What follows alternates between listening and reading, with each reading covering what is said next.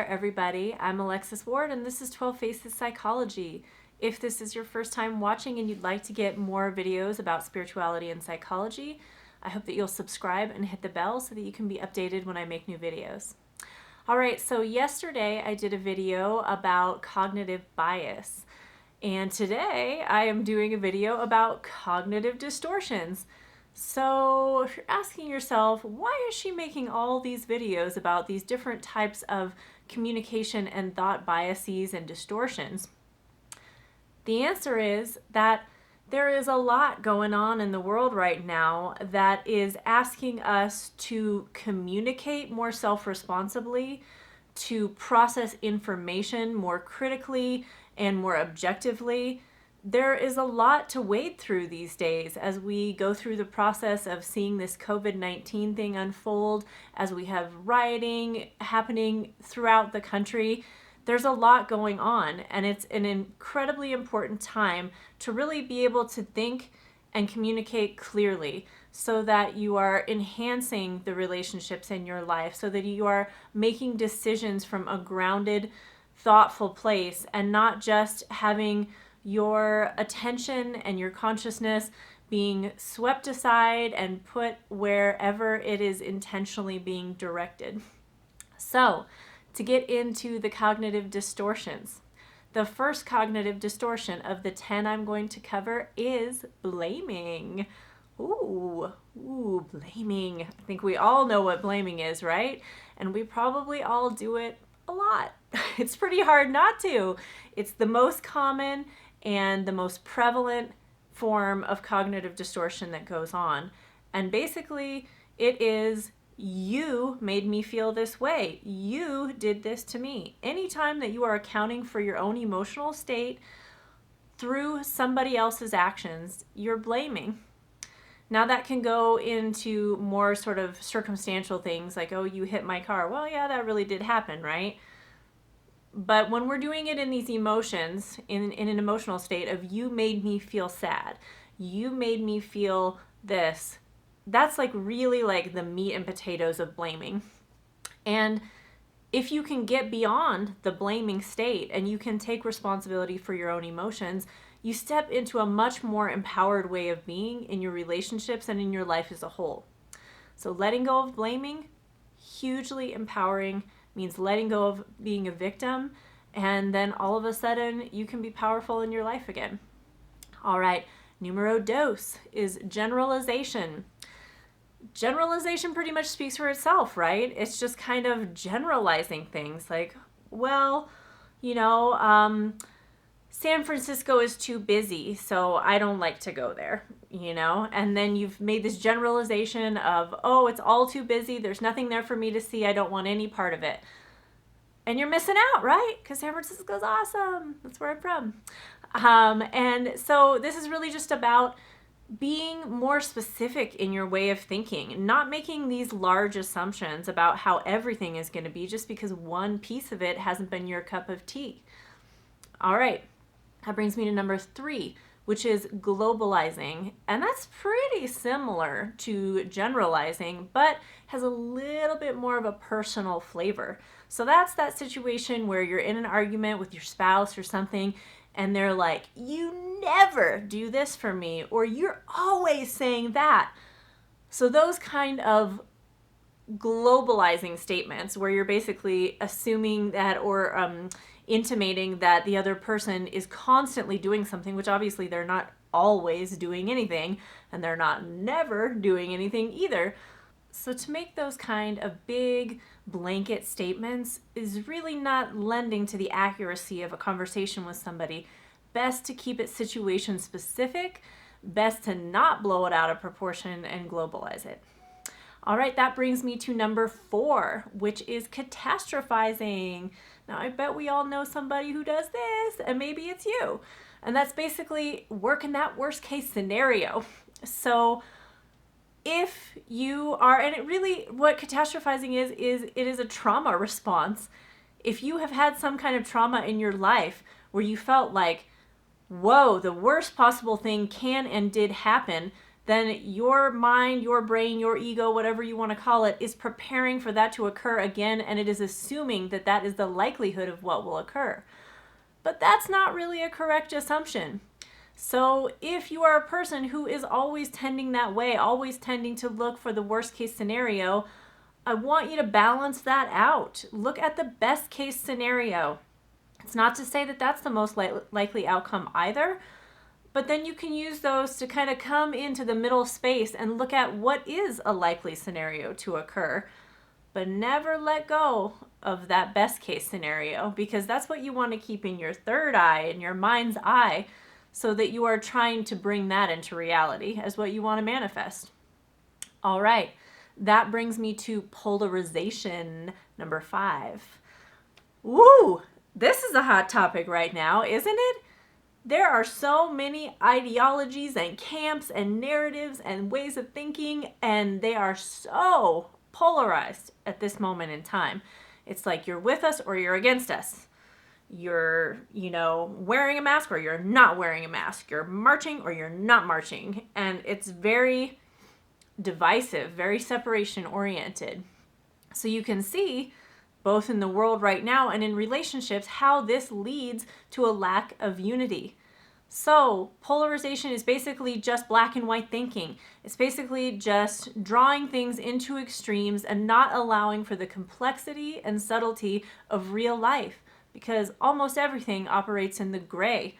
So if you're constantly drawing things into good or bad, right or wrong, you're with me, you're against me, you're not going to be able to really accommodate the organic complexity that is life and relationships. All right, now number 6, personalization. This is one of my favorite ones. So something I like to say to clients is nothing is personal, even when it feels personal, even when it's intended to be personal. Nothing is really personal. Somebody not being in love with you is not personal. That is about their desires. That is about their proclivities. That is about what they resonate with. That is not anything about your personal individual deficiency. That shit ain't about you, so let it go. So personalization, I think, can be one of the most liberating types of cognitive distortion to let go, because it really breaks you out of this cycle of taking on other people's stuff. How someone feels about you is actually not about you. And then the reversal of that is also true, which is how you feel about other people is not really about them. So take that one on for a minute, and you'll all of a sudden elevate to a new level of self-responsibility and empowerment. All right. Number 7, mind reading. Us therapists, we're excellent mind readers. Not such a great quality in personal relationships, because you don't know what the other person is thinking. And if you're making assumptions, we all know the expression, makes an ass out of you and me, right? So if you're making assumptions about what your partner is thinking about something and you're not checking that out with them, you might be wrong. You might be upset about something that was never even going on in the first place. So clarify, clarify, clarify. Ask your partner, let me make sure I'm hearing you right. Let me clarify that with you. Is this what you meant by? Questions are good.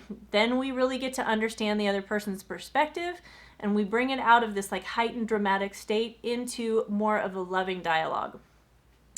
All right, number 8, I'm referring to as the broken filter.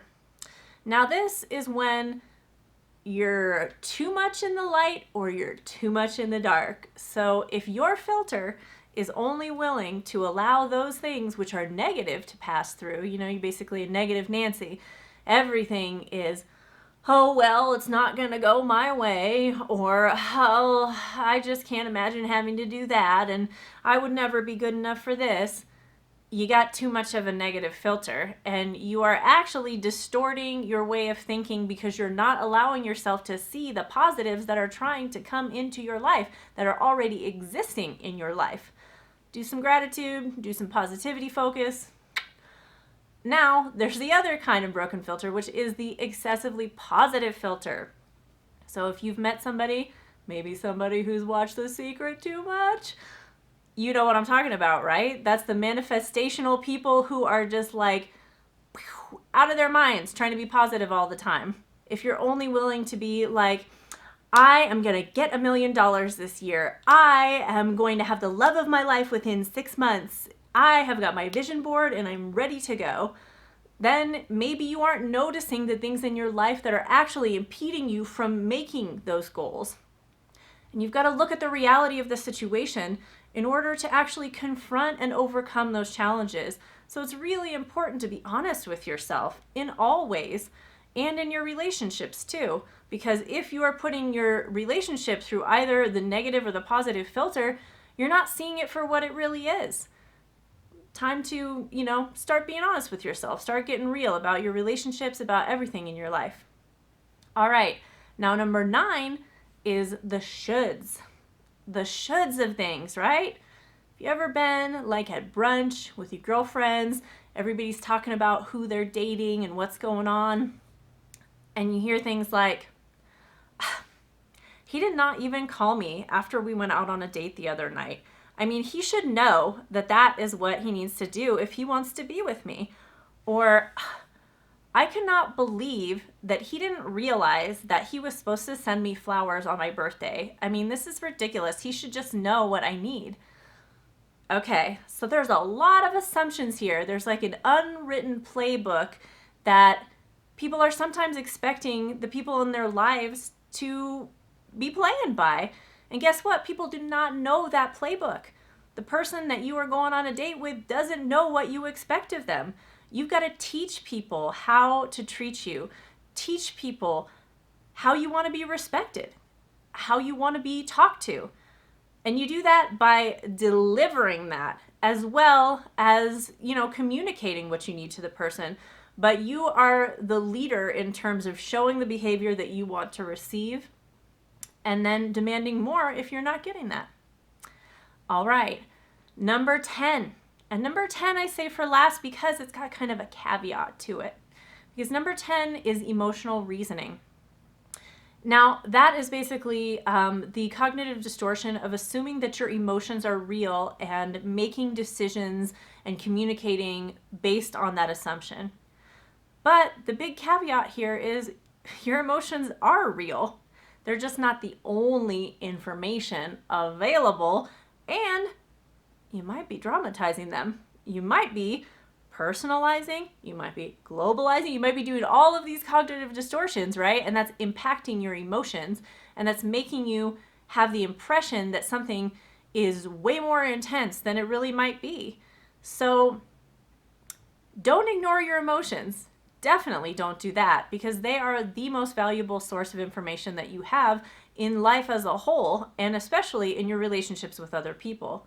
But do go watch my video on emotional transmutation, because I do a much more extensive coverage of knowing how to work through your so-called negative emotions and how to understand those from a more self-responsible framework and how to transmute them into a more positive experience.